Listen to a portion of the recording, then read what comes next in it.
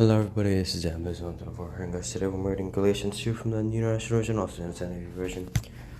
Again, if I do sound a bit sick, it is plainly because I am. I do sincerely apologize, but yeah, we're going to be reading Galatians 2 today. Let's go and get started. Galatians 2 in the International Version, NIV version. Paul accepted by the apostles. Then after 14 years I went up against Jerusalem, this time with Barnabas. I took Titus along also, and when in response to a revelation and meeting privately with those esteemed as leaders, I presented to them the gospel that I preach among the Gentiles. I wanted to be sure I was not running, and had not been running my race in vain. Yet not even Titus, who was with me, was compelled to be circumcised, even though he was a Greek.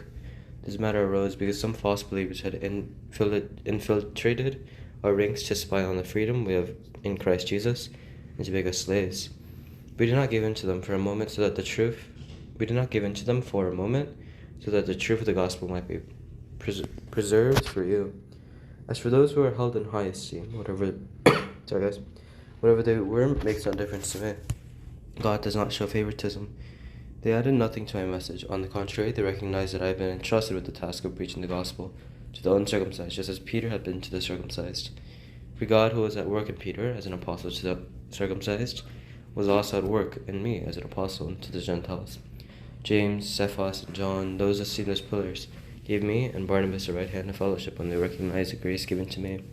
They agreed that we should go to the Gentiles and they to the circumcised.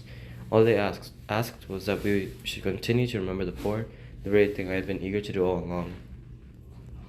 Paul opposes Cephas. When Cephas came to Antioch, I opposed him to his face, because he stood condemned.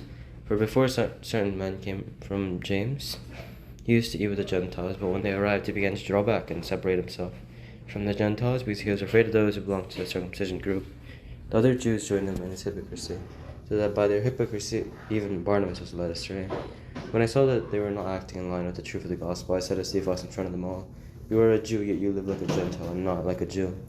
How is it, then, that you force Gentiles to follow Jewish customs? We who are Jews by birth and not sinful Gentiles know that a person is not justified by the works of the law, but by faith in Jesus Christ. So we too have put our faith in Christ Jesus, that we may be justified by faith in Christ and not by the works of the law, because by the works of the law no one will be justified. But if, in seeking to be justified in Christ, we Jews find ourselves also among the sinners, does that mean that Christ promotes sin? Absolutely not.